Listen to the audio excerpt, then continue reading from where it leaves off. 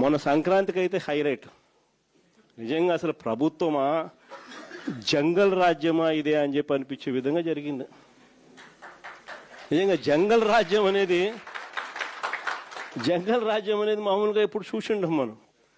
నిజంగా నాగరిక ప్రపంచంలో మనం ఉన్నామా అన్నది క్వశ్చన్ మార్క్ అనిపించే విధంగా సంక్రాంతి అనేది చేసినారు వీళ్ళు. ఎంత దారుణం అంటే అసలు ఆ వీడియోలు చూస్తూ ఉంటే, ఆ సోషల్ మీడియాలో వైరల్ అవుతా ఉన్న వీడియోలు చూస్తూ ఉంటే ఆశ్చర్యం కలిగిస్తూ ఉంది. మొబైల్ రికార్డింగ్ డ్యాన్సులు, మొబైల్ బండ్లలో కొత్తపేటలో రికార్డింగ్ డ్యాన్సులు, రోడ్డు మీద రికార్డింగ్ డ్యాన్సులు పెడతా ఉంటే మనుషులందరూ పరిగెత్తా ఉన్నారు. పాటలు చూస్తే తాగురా తాగి చిందేయరా అని. రికార్డింగ్ డ్యాన్సులు, దారుణమైన స్థాయిలో రికార్డింగ్ డ్యాన్సులు. మొబైల్ వ్యాన్లలో ఏకంగా లిక్కర్, మొబైల్ అసలు ఏ స్థాయిలో జరిపినారని అంటే ప్రతి నియోజకవర్గంలో ఆక్షను, ఇవన్నీ చేయడానికి ఆక్షను. మా పులివెందులలో కూడా 3 కోట్ల కంటెస్ట్ చేసిన ఎమ్మెల్యే 3 కోట్లకు అమ్ముకున్నాడు.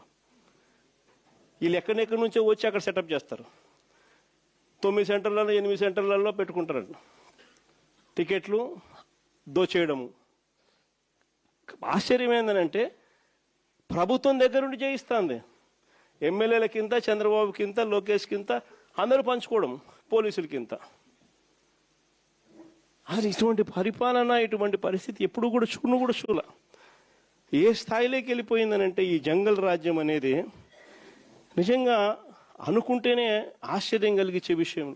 ఓ డిఎస్పీ అనేవాడు మైక్ పట్టుకుంటాడు, యూనిఫామ్లో ఉన్నాడు, మైక్ పట్టుకున్నాడు, ఊపేయి కుదిపేయి అంటాడు. డిఎస్పీనా అసలు ఇది ఏం మనిషి వేయడని చెప్పి అర్థం కావడం అసలు. అంటే భీమవరం మీటింగ్లోనే అసలు ఇది నిజంగా సమాజంలో ఉన్నామా లేమా, అసలు ఏం జరుగుతూ ఉంది? జంగల్ రాజ్యం అంటే ఇది కాకపోతే ఇంక ఏ రాజ్యం ఇది అని చెప్పి ఆశ్చర్యం కలిగించే విషయాలు. నిజంగా ఈ బరితెగింపు అన్నది, ఈ విచ్చలవిడితనం అన్నది నిజంగా ఏ స్థాయికి వెళ్ళిపోయిందనంటే చంద్రబాబు నాయుడు గారి ఎమ్మెల్యేలు, చంద్రబాబు నాయుడు గారికి సంబంధించిన వాళ్ళంతా ఏ స్థాయిలోకి వెళ్ళిపోయినారంటే నిన్న 20 పేపర్లో చూసినాం. కోడూరు ఎమ్మెల్యే ఆరవ శ్రీధర్, అదే మనిషేనా అసలు ఇది ఎమ్మెల్యేనా అని అనిపిస్తుంది నాకు. అసలు ఈ అరవ శ్రీధర్ అనేవాడు ప్రభుత్వ ఉద్యోగి అయిన ఒక అమ్మాయిని భయపెట్టి, బెదిరించి, రేపు చేసి, హెరాస్ చేసి స్వయంగా ఆ అమ్మాయి తనకు జరిగిన అన్యాయాన్ని కూడా ఏకంగా సాక్ష్యాలు, ఆధారాలతో సహా బయట పెట్టింది. ఆముదాల వలస ఎమ్మెల్యే ఇంకోడు కూన రవికుమార్. ఈయన గారి వేధింపులు భరించలేక గవర్నమెంట్ స్కూల్ ప్రిన్సిపల్ ఆత్మహత్యా యత్నం చేసుకుంటే ఇప్పటి వరకు చర్యలు లేవు. సతివీడు ఎమ్మెల్యే కోనేటి ఆదిమూలం ఒక మహిళను బలాత్కారం చేసిన చివరికి ఆ అధికారిని ఉపయోగించి ఆ కేసునే క్లోజ్ చేసుకుంటారు. అసలు ఎంత దారుణంగా జరుగుతా ఉందనంటే ఇంకొకడు మంత్రి సంధ్యారాణి పిఏ ఇంకొకడు తనను లైంగికంగా వేధిస్తున్నాడని మరొక ప్రభుత్వ ఉద్యోగి అయిన మహిళ ఫిర్యాదు చేస్తే అతన్ని వదిలేసి ఫిర్యాదు చేసిన ఆయమను జైల్లో పెడతారు. ఆయమ మీద కేసు. ఇంకొకడు గుంటూరు ఈస్ట్ ఎమ్మెల్యే నజీర్ ఇంకొకడు.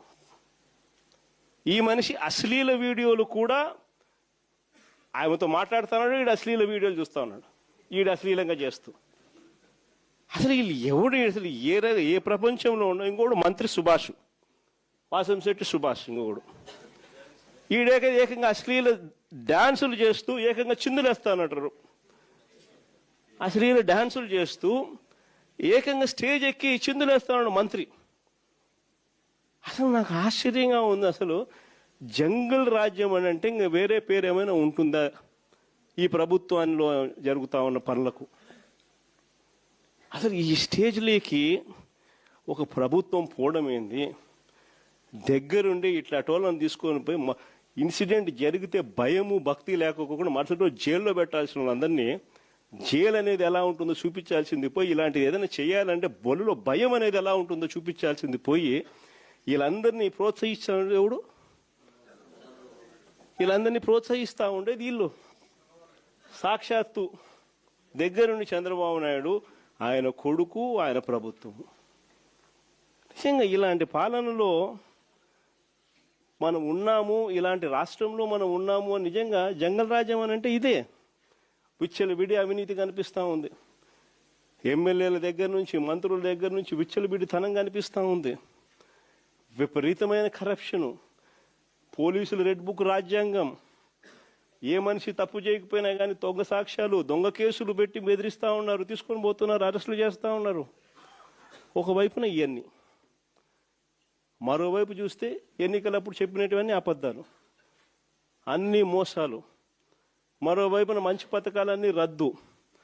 ఇంకోవైపు చూస్తే వ్యవస్థలన్నీ కొలాప్స్. ఈ మాదిరిగా సాగుతూ ఉంది చంద్రబాబు నాయుడు పాలన.